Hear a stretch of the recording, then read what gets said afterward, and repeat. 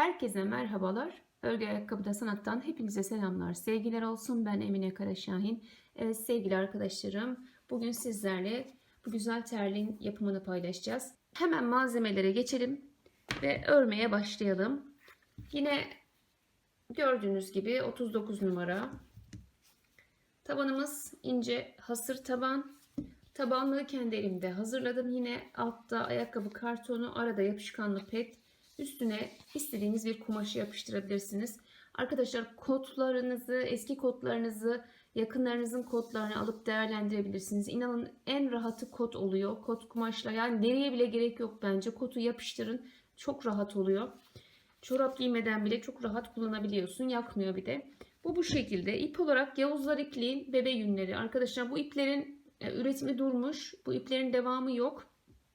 Fakat benim elimde var. Ben çok fazla almıştım. Şimdi bu ip de çok güzel bir ip. Keşke bitmeseydi ama bunun yerine Alize Diva kullanabilirsiniz. 9 kat filoşu 2 kat yapabilirsiniz. Veyahut da Alize Cotton Gold 2 kat yaparsanız aynı kalınlığa ulaşabilirsiniz. Yani her zaman ayakkabılar için kullandığımız ipleri veyahut da sağlam gördüğünüz tüm iplerle de yapabilirsiniz. İlla ki şu ip olsun diye de bir şartı yok. Tığ tabii ki kalın bir tığ kullanacağım. Burada 2,5 milimlik bir tığ kullanacağım. Terliğimizi tabanla ördükten sonra yapıştırma yapacağız. Yapıştırma için bize sıcak yapıştırıcı Denlax 3100. Arkadaşlar bu malzemelerin tamamını ipekbazar.com sitesinden, İpekbazar Instagram adresinden sipariş verebilirsiniz. Ben oradan alıyorum.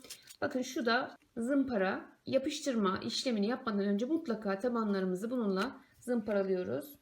Malzemelerimizi gösterdik. Hemen tarifimize geçebiliriz. İpimi 2 kat yaptım. Bakın kalınca bir ip oldu. Dediğim gibi bu kalınlığa ulaşmak için Alize Cotton Gold'u 2 kat yaparsanız zannedersem aynı kalınlığa ulaşmış olursunuz. Şöyle ayağın iç oyuntusundan başlayalım.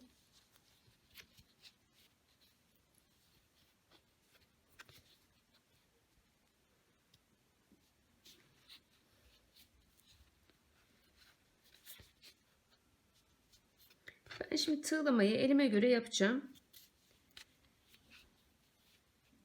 Arkadaşlar tığlarken saymayın. Hiç kimsenin tığlaması birbirini tutmuyor. Bu tığlama işlemini böyle el göz ayarıyla yapmanız lazım. Ben hiç saymıyorum. Yine bu delikler 9 milim, bakın 9 milim 1 santim aralıklarında olursa, özellikle eğer Alize Diva'yı 2 kat veyahut da 9 katlı floşu 2 kat yapacaksanız 9 milim olursa iyi olur bu deliklerin arası. Başlarken söylemeyi unuttum. Şu iki deliğimizin arası 9 milim olacak. 18 katlı floş veyahut da 9 katı 2 kat yaparsanız veya Alize Diva'yı 2 kat yaparsanız 9 milimlik delikler gayet ideal oluyor arkadaşlar. Evet, şöyle ön tarafta bakın kaç taneden 3 çıkarmışım. 1, 2, 3, 4, 5, 6. 6 taneden 3 çıkardım. Yine arka tarafa bakalım. 1, 2, 3, 4, 5, 6, 7 taneden 3 çıkardım. Şu kenarlar 2. Evet, şöyle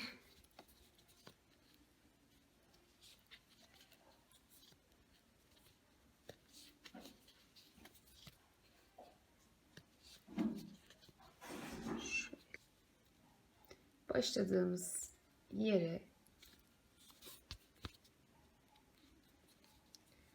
bir zincir çekiyorum. Şimdi komple bir sıra sık iğne yapalım arkadaşlar. Başlamış olduğumuz yere kadar sık iğnemizi yapalım.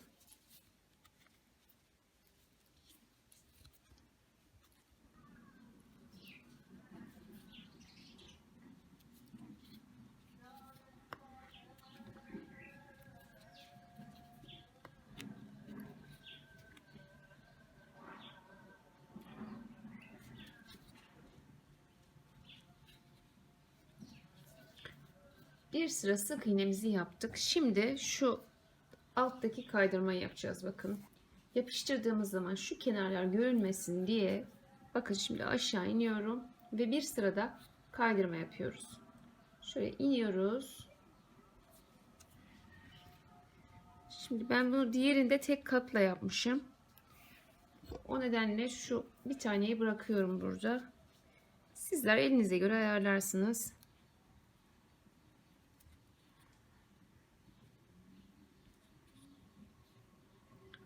Bakın. Böyle komple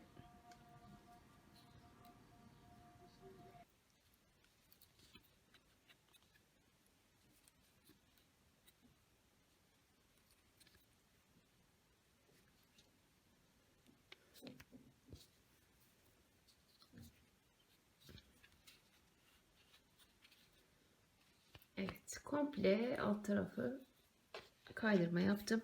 Şimdi ön kısımda arkadaşlar bakın, ben buranın üzerine şu arkada artık başka yükselti yapmadım. Sadece bitişte bir kaydırma yaptım. Dolayısıyla ön kısımda 2 sıra daha yükselti yaptım. Bakın şu biraz önce yaptığımız sık iğne üzerine bir sıra yapıp saracağız. Arkasından tekrar bir sıra daha yaptıktan sonra ön tarafa başlayacağız. Şimdi şurada nereden başlamışım? Yine aynı şekilde başlamak zorundayız. Orayı artık siz kendi elinize göre yükselti yapacağınız yeri ayarlarsınız. Ben şimdi birincide yaptığım gibi 1, 2, 3, 4, 5, 6. Topuğa 6 ip var. O şekilde bir ayarlama yapacağım arkadaşlar. 1, 2, 3, 4, 5, 6. Şurası olsa şuraya kadar şöyle şuraya kadar getirmem lazım. Dolayısıyla ben burada şimdi ipi koparmamak için başlarken buradan başlasam olurmuş. Dikkat etmedim ona. Koparmamak için 1, 2, 3, 4, 5.'ye kadar 2 ipi de kaydırma yapayım. Oradan devam edeyim arkadaşlar. O şekilde çözüm bulmuş olalım. Şuradan şöyle 1, 2, 3, 4 ve 5. Şu alttan 5 tane kaydırma yaparak, evet, yükselti yapacağım yere geldim. Şurada bakın eksik kaldığı için biraz alta ördüm normal. Evet, şurada görüyorsunuz, bakın şurada başlamışım. Zannediyorum yeterli.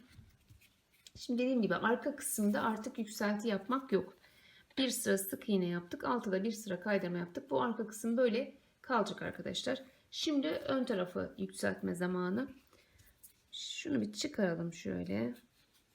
Evet, şu kaydırmayı sırf ipi kırmamak için yaptım. Sorun değil, içeride kalır. Döndüm. Şimdi bir sıra sık iğne yapacağız.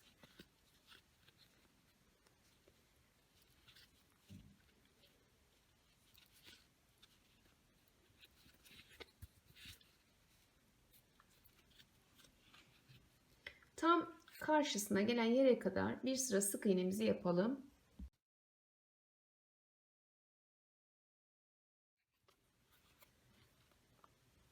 Şimdi tam karşı karşıya geldi sanki. Burada çeviriyoruz. Bakın çeviriyoruz ve çevirdikten sonra bu örmüş olduğumuz sık iğneyi sarıyoruz.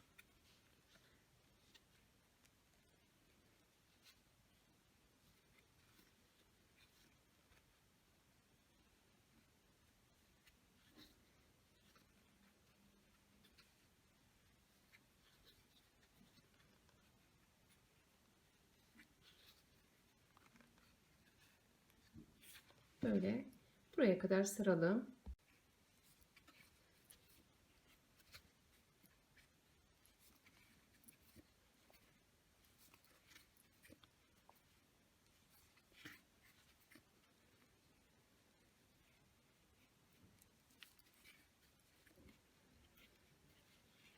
Evet, bakın başlamış olduğumuz yere kadar sarmamızı yaptık. Şöyle. Şimdi dönüyoruz.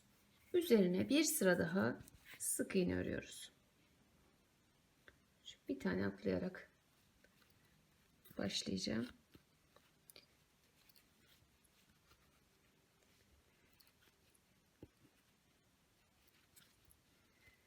Yine bakın şuraya kadar üzerine sık iğne yapalım.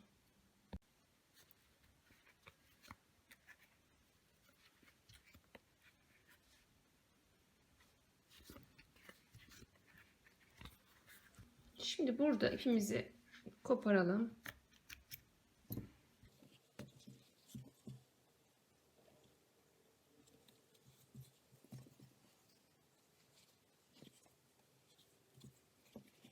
Evet, yapıştırma yapacağız ya. Bu da altta kalsın arkadaşlar.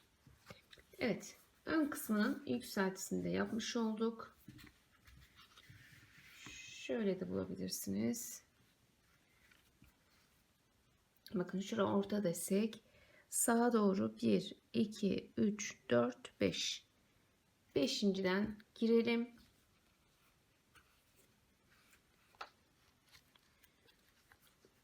Bir.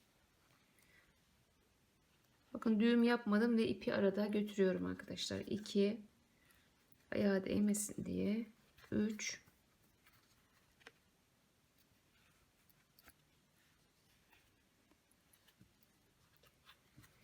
4.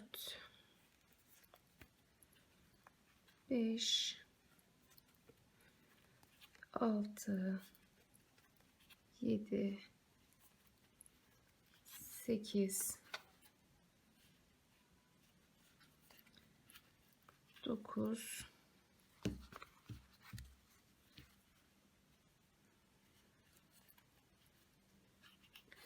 10. Bir de şöyle kaydırma şeklinde alalım. 11 olsun. Toplam 11 tane ilmekle başladık. Dönerken bir tanesini şurada atlayalım ve örmeye devam edelim. 1 2 3 4 5 6 7 8 9. Bakın şuradan da alacağız, şu başladığımız yerden, şuradan 10'uncuyu. Evet, bu da o. Şöyle 2 sıra ördük. Şimdi ekleme yaparken şu bir tane atladım buradan. Siz elinizdeki ipe göre bu atlamaya karar verin arkadaşlar. İnce olduğu zaman ipler atlamanıza gerek kalmıyor. Genelde ipler kalınken atlıyorum ben. Şimdi 2 tane kaydırmayla bağladım. Birinciyi atlıyorum. Bir taneyi örüyorum. Normal ördüm. İkinciyi alttan, bakın şuradan sarıyorum. Evet, yanına bir tane normal tepeden örüyoruz. Diğerini alttan böyle sarıyoruz. Tepeden, alttan. Bir üstten, bir alttan. Bir üstten, bir alttan. Evet, toplam bakın 1 2 3 4 5 5 tane ile başlamış olduk. Şuraya bir tane de sık iğne yapacağım. Burada ekleme yaparken şu an bakın bir tane atlarsak çok uzun olacak. Dolayısıyla hemen atlamadan şurada, işte bunları elinize göre ayarlamanız gerekiyor. Bir, hemen yanına bir daha 2. Yine 2 kaydırmayla bağladık. Tekrar burada bir tanesini atlıyoruz. İkinciden örmeye devam ediyoruz. Arka taraflarda model koymuyoruz arkadaşlar. Buradan giderken hep sık iğne öreceğiz. Bu şekilde modelleri hep ön yüzde koyacağız. Bu taraftan giderken sadece sık iğne.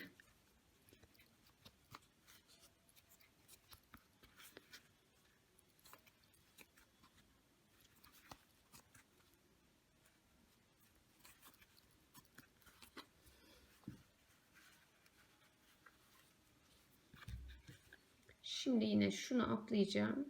Şuradan bağlayacağım. 1, tekrar bir yanından 2. Yine dönerken bir tane atlayarak bir taneyi sık iğne yapalım. Sonra hemen yanından pirinçlerimizi koymaya başlayalım. Birinciyi koydum. Bakın biraz önce yaptığımızın üstüne tepeye yapacağız. Sonra şu ikisinin ortasına batarak tekrar pirinç yapacağız.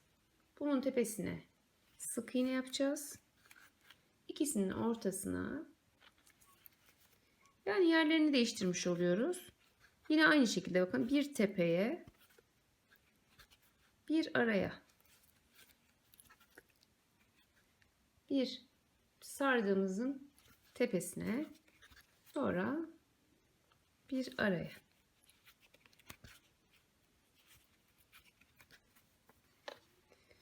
Şuraya bir tane daha yapalım. Evet, bu sırada 1 2 3 4 5 6 tane oldu. Şuraya bir sık iğne. Evet, burada da şimdi bir tane atlayacağım. 1 2 kaydırmayla bağladım. Toplam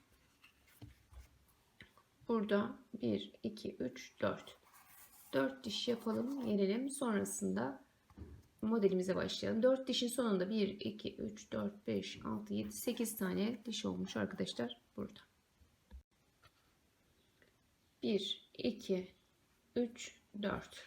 Evet, bittiğinde 1 2 3 4 5 6 7 8, 5 tane ile başladık, 8 tane ile bitti. Son iki sırada atlamadan ekledim arkadaşlar. Bakın şurada göstereyim, çok uzun olacak atladığımız zaman. Dediğim gibi bu atlayıp eklemeyi veya da atlamadan eklemeyi elinize göre ayar verin. Burada yığılma olduğunu düşündüğünüz zaman atlayın. Şimdi çeviriyoruz ve tekrar komple burada sık iğne yapıyoruz. Bu sırada artık döndüğümüz zaman örneğimizi koymaya başlayacağız. Dediğim gibi bu taraf, bu iç kısmı örerken hep böyle sık iğne yapacağız. Modellerimizi hep ön yüzde koyacağız. Yine bu tarafa geldiğimizde atlama yapmadan ekliyorum, bakın. Bir tane kaydırmayla ekledik. Şimdi döndük. Şöyle bir taneyi atlayalım. 1 2 tane sık iğne yaptım. Bir tane daha yapacağım. 3. Şimdi şurayı koyacağım, bakın. Şurayı. Şurası tam bu şekildeyken ortaya gelecek. Onu söylüyorum arkadaşlar. Yani özellikle şu 4 tanenin tam ortasına gelmesine dikkat edeceğiz. Tığımın üzerine aldım. İkili trabzanları yapacağız. Şimdi şu şekilde çıkarıyoruz. Şöyle 1 2, tekrar şöyle 1 2. Bakın 2 tane ikili trabzan yaptık. Bakın arkada 1 2 tane atlayacağız. Hemen yanından 1 2 tane sık iğne çıkaracağız. Şimdi burada yine tığımızın üzerine alalım. Ortadaki 4 tane ikili trabzanı yapacağız. Aynen bu şekilde.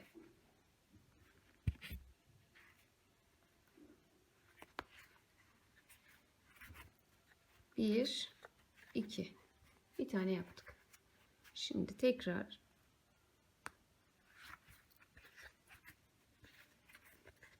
iki.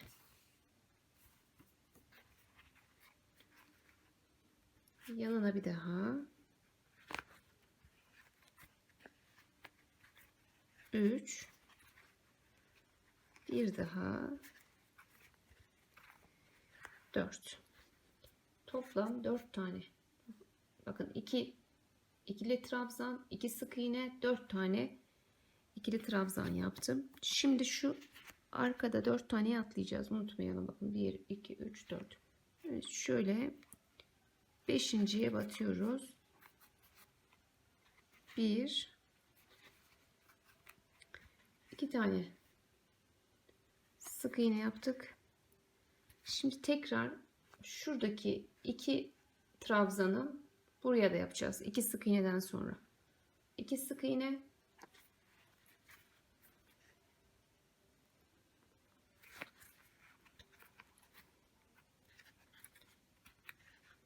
bir,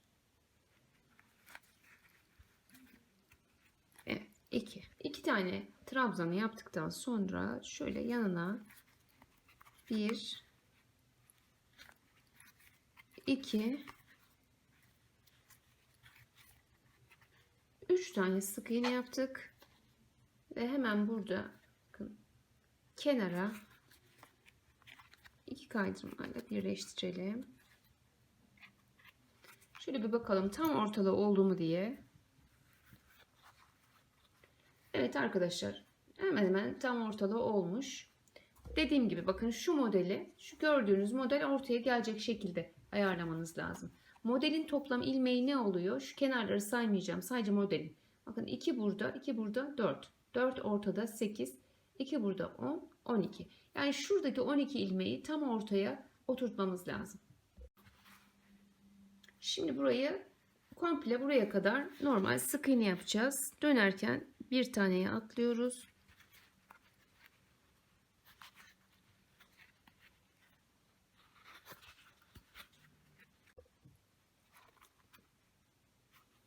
Burada yine bir tane atlıyoruz dönüşte. 1 2 3 4. Bende 4 tane sık iğne oldu. Şurada bakın ikili trabzanların belinden giriyoruz. Ve tekrar ikili trabzan yapıyoruz. Şöyle belinden giriyoruz. 2 kere de çekiyoruz. Bu şekilde ön trabzan yapıyoruz. Arkada 1 2 taneyi atlıyorsunuz her zaman. Üçüncüden bakın şöyle bakın.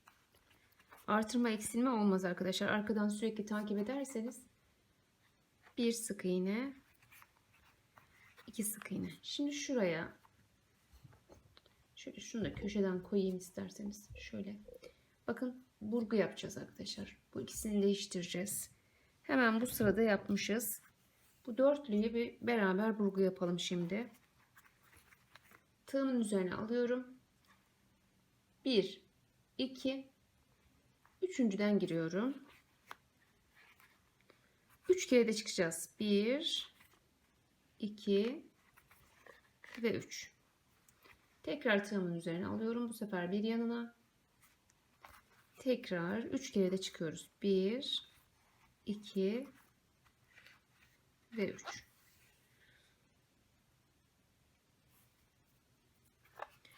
Tekrar tığımın üzerine aldım. Bu sefer bakın şurada en başa geliyorum.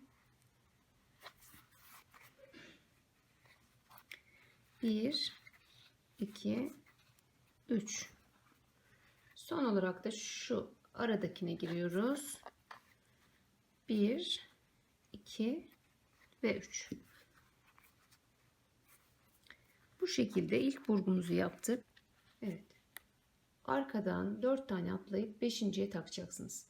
Bakın 1 2 3 4, şu 5.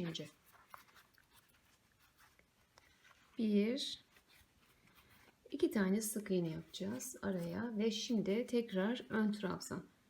Yaptığımız trabzanların belinden giriyoruz. Tekrar 1 2 kere de çıkıyoruz. 1 2 kere de çıkıyoruz. Bu şekilde bakın örnek kendisini göstermeye başladı. Arkadan 2 tane atladık. 1 2 3 ve 4. Şöyle kenardan yine bağlayalım. Evet.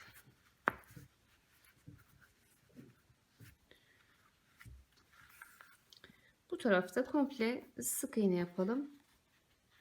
Hep bakın şu birinciyi atlayacağız. İkinciden örmeye devam ediyoruz. Sık iğne yapalım.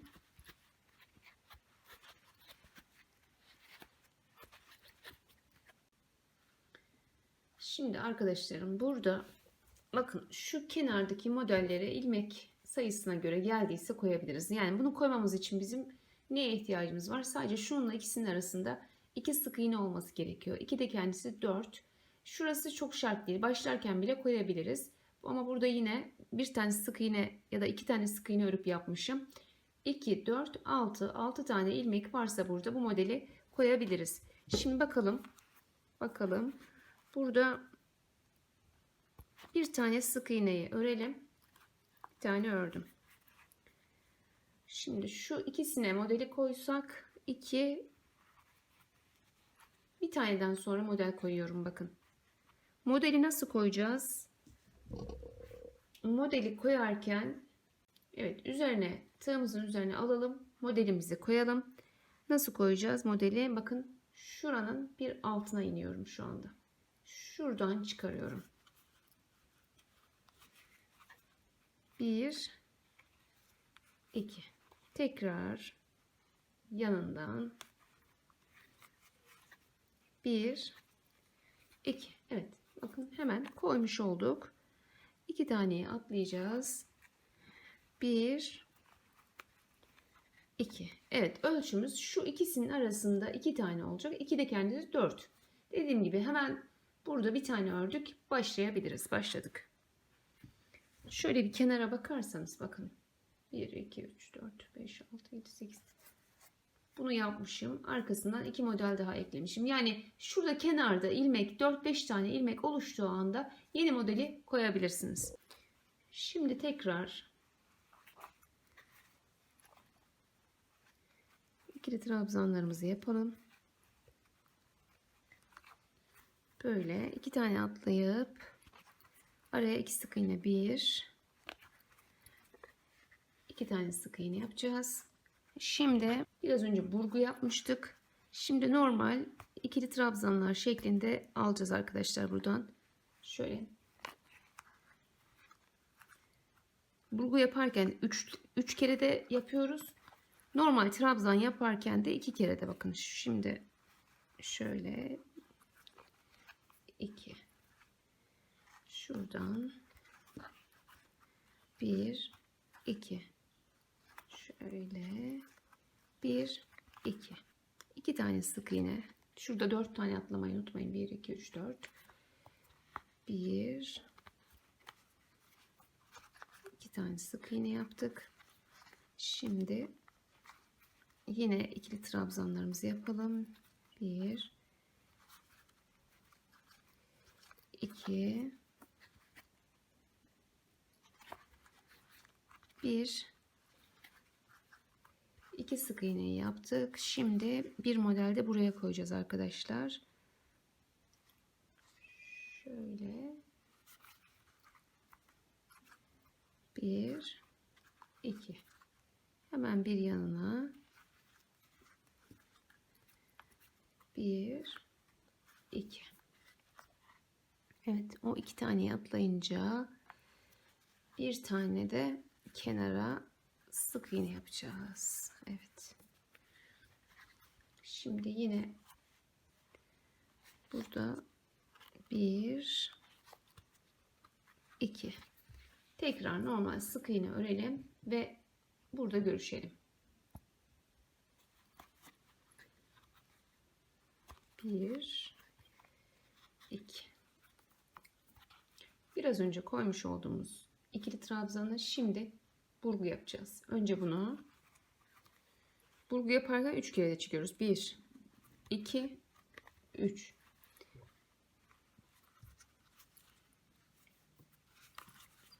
Bir, iki, üç. Bakın arkadan 2 taneyi atlıyoruz. 1 2 tekrar ikili trabzan yapıyoruz. 1 2 1 2 tane sık iğne örüyoruz. Şimdi tekrar buradaki trabzanlarımızı burgu yapacağız arkadaşlar. Bakın üzerine aldım. 1 2 üçüncüye giriyoruz. Şöyle.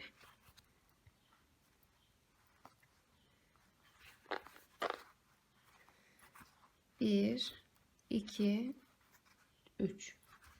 Tekrar buraya giriyoruz. Bir, iki, üç. Bu sefer başa dönüyoruz. Yine bir, iki, üç. Tekrar aradan şuradan 1 2 3 gördünüz mü? Bu şekilde burgu yaptık. Şöyle bakalım. Arkadan 1 2 3 4 atlıyoruz. 1 2 tane sık iğne yaptık. Yine ikili trabzanlarımızı yapalım. Şöyle belinden giriyoruz. Bakın hep ki kabartma yapıyoruz arkadaşlar. 3D çalışması. Şimdi yine 2 tane atladım. 1 2 tane sık iğne. Şimdi şunu burgu yapacağız yine. Önce bunu alıyoruz. 3 kere de 1 2 3 tekrar bunu alıyoruz. 1 2 3 2 tane atlayalım. 1 ve 2. İşte bak bu kenardaki ilmek şu anda 2 ya mesela. 5 olduğunda 6 olduğunda yeni modeli koyun arkadaşlar.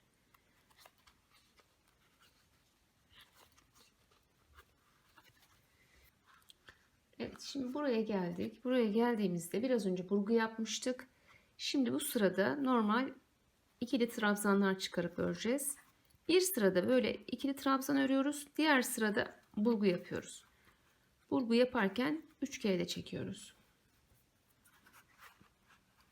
Evet, araya 2 tane sık iğne.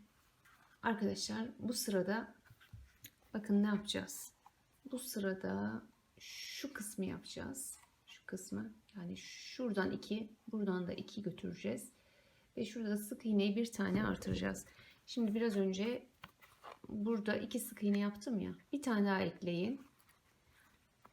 Toplam 1, 2, 3 sık iğne yaptık bu sırada. Tığımın üzerine alıyorum. Tekrar bu ikisini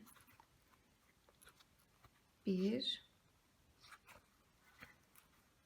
2 ördüm. Tekrar tığımın üzerine alıyorum. Aradan hiç örmeden şuraya kadar gidiyorum bakın. Şuradaki 2 tane trabzanı bu tarafa yaklaştıracağım. Şöyle uzun bir ikili trabzan yapın. Şu şekilde bir de yanındakini çıkarıyorum. 2. Gördünüz mü? Bu şekilde bu ikisini birbirine yaklaştırdık. Arkadan 4 tane atlayacağız. Sayalım. 1, 2, 3, 4. Ve buraya 1, 2, ortaya 2 tane sık iğne yapacağız. Tekrar üzerine aldım. Bu sefer bu 2 taneyi yaklaştıracağız. 1,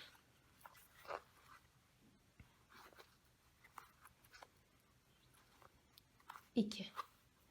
2 tane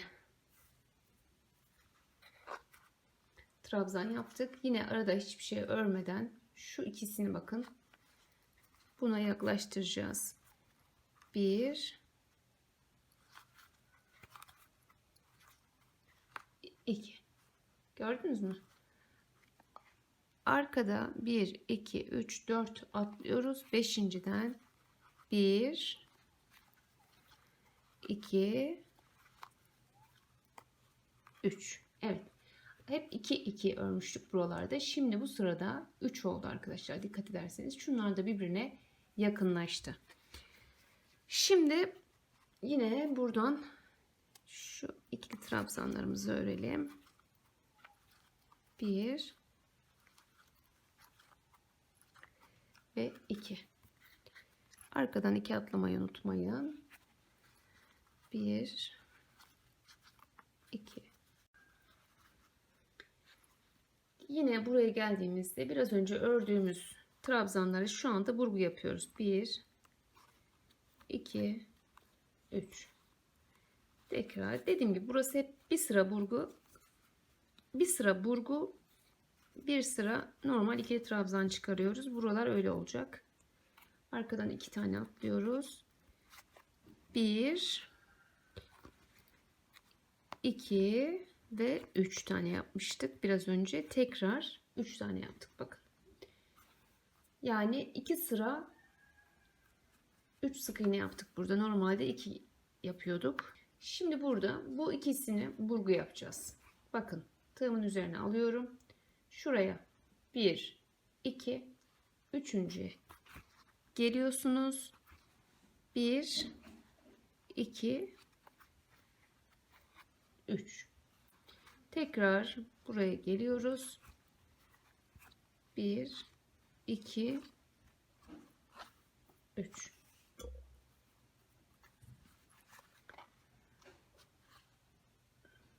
Buradan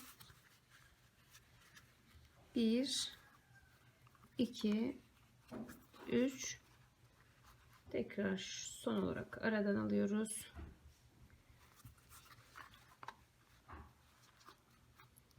1, 2 ve 3. Evet. Arkadan şimdi sayalım. 1, 2, 3, 4. Evet, 5.'ye batıyoruz. Araya 1, 2 tane sık iğne yapıyoruz. Şimdi bunu burgu yapacağız.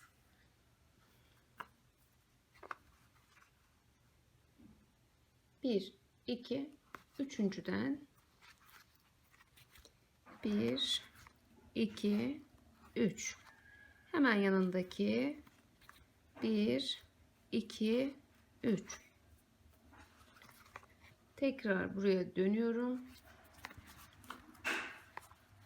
1, 2, 3. Aradan alıyorum. Son olarak 1, 2, 3. 1, 2, 3, 4, 5.'ye batıyoruz. Evet. 1, 2 ve 3. Burada yine bunu burgu yapıyoruz. 1, 2, 3. Buradan bu sefer 1, 2, 3. Arkadan 2 taneyi atlıyoruz ve örgümüze devam ediyoruz. Yine örüp gelelim. Burada görüşelim. Yine buraya kadar yaptık geldik. Burada yine buradan ikili trabzanlar çıkaralım. 1. Hiç atlama yapmadan ön yüzde tüm model kurulumunu gösteriyorum arkadaşlar. Şu anda 2 tane atladık. Şimdi burada 3 taneydi. Biraz önce 2'ye düşüreceğiz. Bakın birinci bu. 1, 2. Yine eski haline getireceğiz. Şu aralarda nasıl 2 idi? Şimdi de 2 yapacağız. Ve ilk haline şurada başladığımız örneğe başladığımız sıraya arkadaşlar şu anda geleceğiz. Bakın. Yani şu yaptığım ikili trabzan, şurada ilk başladığımız ikili trabzan şu anda. Şimdi 1,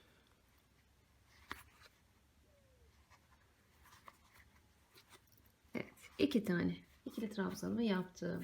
Arada ne var? 2 sık iğne var. Yine sık iğnemizi yapıyoruz. 1 2. Şimdi şuradaki 4 tane bakın ikili trabzanı başlatıyoruz. Şuradan şu 1, şu 2, buraya geçiyoruz bu sefer. Bakın araya atlıyoruz.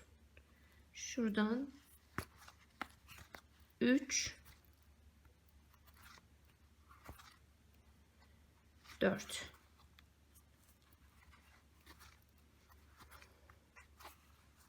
Bakın bu 4 trabzan. Şu ilk başladığımız 4 trabzan. Sıfırdan modele şimdi yeniden başlamış oluyoruz. Arkadan yine 4 taneyi sayalım. 1, 2, 3, 4. Beşinciden 1, 2 tane sık iğne yaptım. Şimdi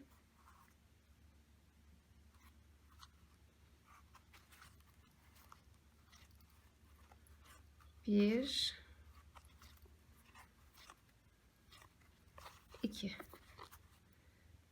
iki tane atlıyoruz.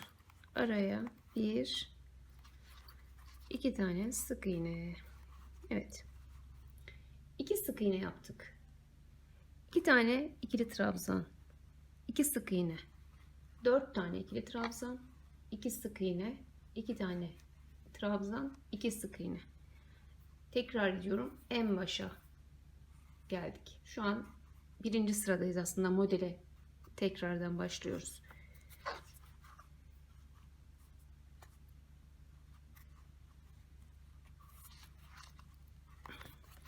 Evet.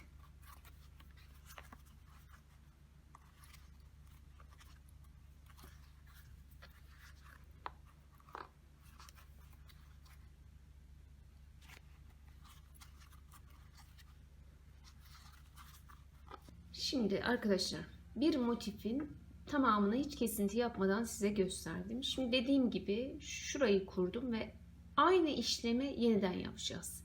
Siz şurada başlamış olduğum yerde bakın şu 4 tane ikili trabzan, şurada ilk başladığımız 4 ikili trabzan. Yani şimdi bu sırada bu 4 ikili trabzanı burgu yapacağız mesela. Bakın burada hemen burgu yapmıştık. Burgu yapacağız ve aynı şekilde anlattığım aşamaları tekrar yaparak devam edeceğiz. Ben devamını göstermek istemiyorum. Bir de şunu da söyleyeyim size. Bundan bir önceki videoda ben bunun şu renkli botunu yaptım. Bakın. Şu renkli Alize Diva'yla bunun botunu yaptım arkadaşlar. Şimdi ekranda görüyorsunuz fotoğrafını.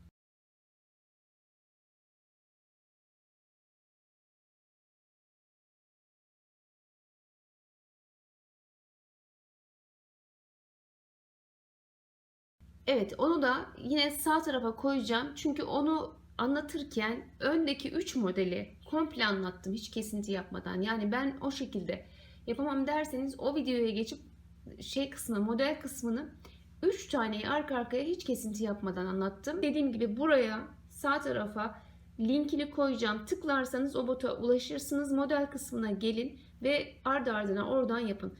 Ama tekrar söylüyorum arkadaşlar. Şu an tekrar şu başa, şurada başladığımız yere alırsanız, aynı işlemleri, söylediğim işlemleri yaparsanız zaten aynı model çıkacaktır. Şimdi şöyle bir şey göstereyim. Bakın bunu bitirdik. Burgularını yaptık. Şu anda şurayı yaptık. Siz bu sırada burgu yapacaksınız. Bakın burgu yapacaksınız. Yani şurayı.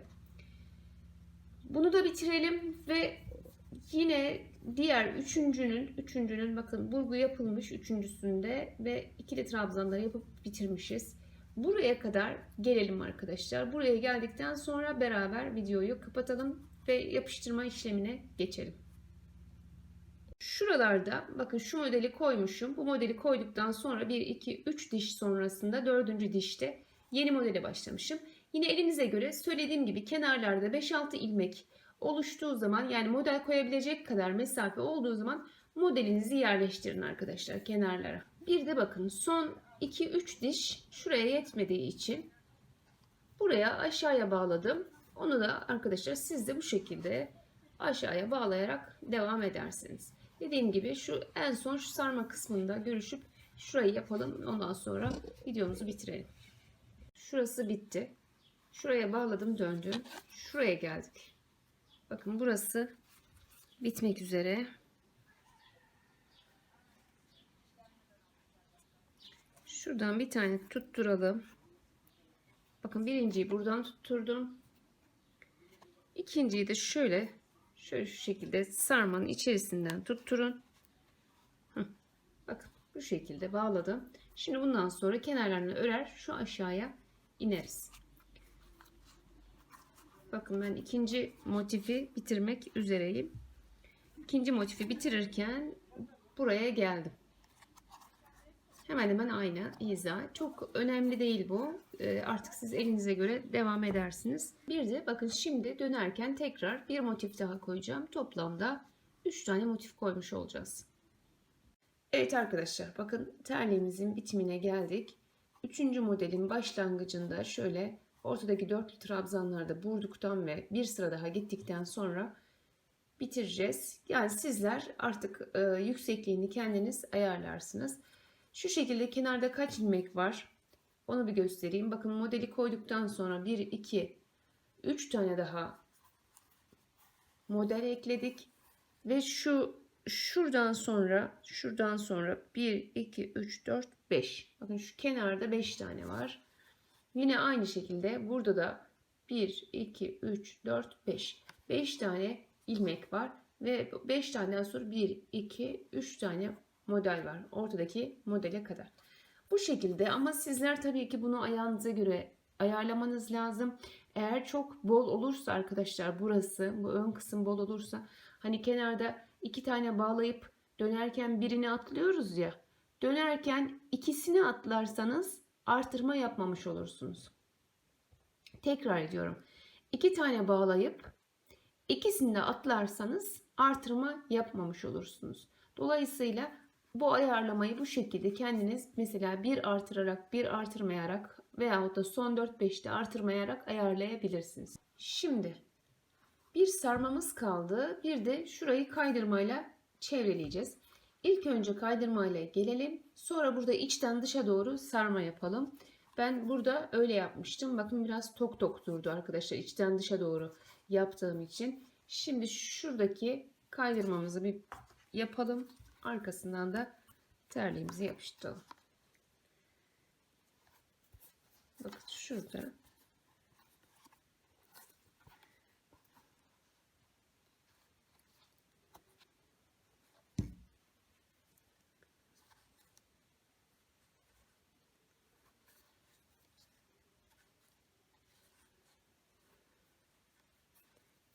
Şöyle tek tek kaydırma yaparak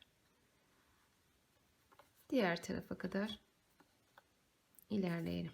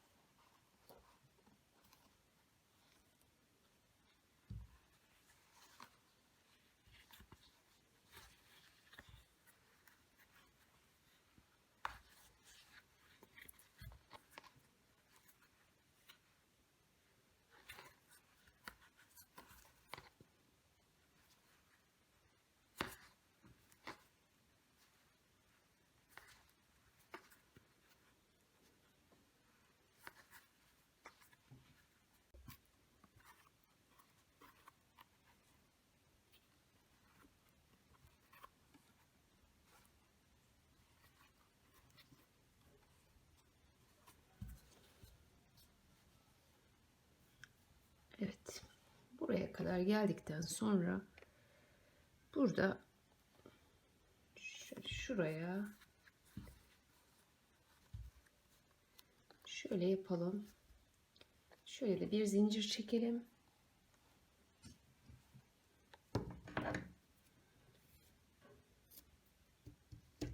Koparalım.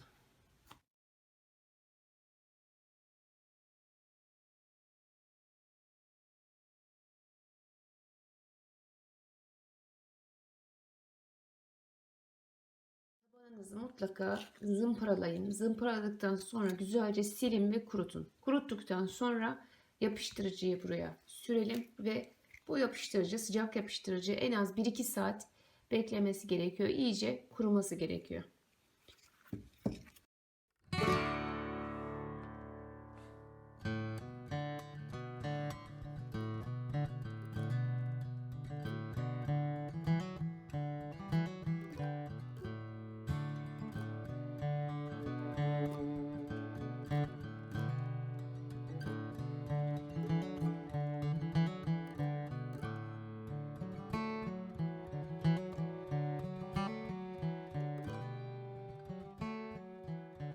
Evet arkadaşlar, gördüğünüz gibi hem tabana hem de tabanlığa her yerine gelecek şekilde, bakın şu kenarlardaki ilmekleri de böyle kapsayacak şekilde sıcak yapıştırıcımızı sürdük.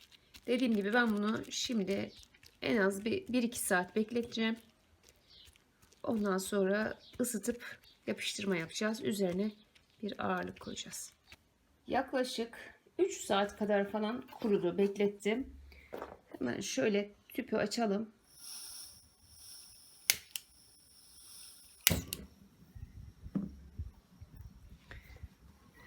Her iki parçayı da ısıtıyorum arkadaşlar. Şu taban, şu an görmüş olduğunuz taban daha sıcak olacak. Şu biraz daha ılık olabilir. Ama şunun sıcak olması lazım, bakın. Her ikisine de ısıtıyorum. Yaklaşık bu ısıtma ne kadar sürüyor diyeyim size? 3-4 dakika sürüyor arkadaşlar. Yani dakika önemli değil. Sıcacık olacak. Şu elimdeki taban sıcacık olana kadar bunu ısıtacağız arkadaşlarım.